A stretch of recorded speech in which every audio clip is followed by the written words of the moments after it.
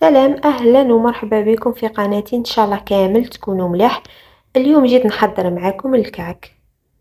المكونات: عندنا كأس من مغلي ريحة البسباس وحبة الحلاوة، عندي كاس زيت وكاس تاع الحليب، مغرف كبيرة ونص خميرة الخبز، مغرف كبيرة خل، كاس تاع السكر، ومبشور الليمون، ريحة البسباس وحبة الحلاوة مطحونين، حبة تاع البيض، وكيس خميرة الحلويات، وهنا عطر ماء الزهر اختياري.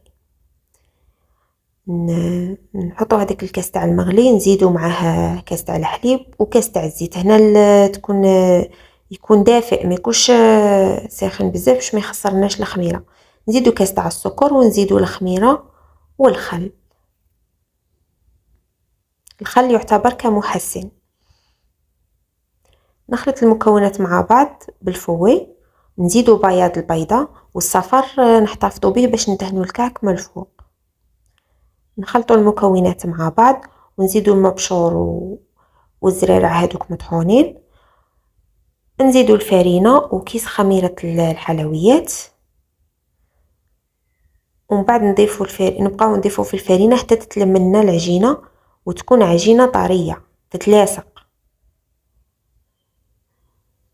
نخلوها ترتاح واحد 20 دقيقة، ومن بعد نعاودو يعني هنا نضربوها بيدنا حتى تولي رطبة كما راكم تشوفوا، ونغطوها بكيس بلاستيكي ونخلوها نخلو الحجم تاعها يتضاعف. وهنا بعد ما خمرت ديغازيتها وشكلتها على شكل كرات.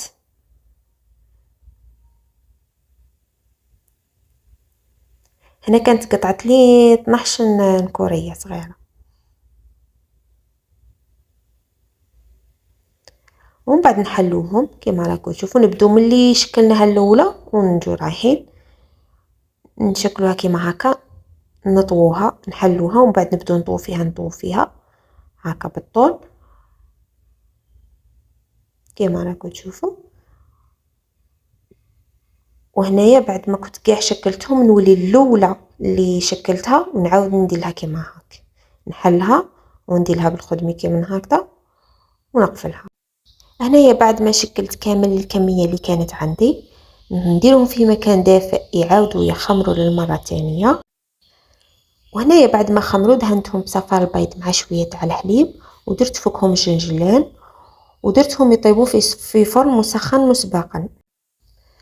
وهنايا بعد ما طاب شوفوا كيفاش جا.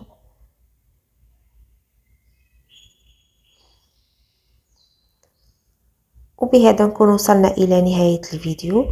ان شاء الله يكون عجبكم، دعمونا بلايك واشتراك، والى الملتقى ان شاء الله. سلام.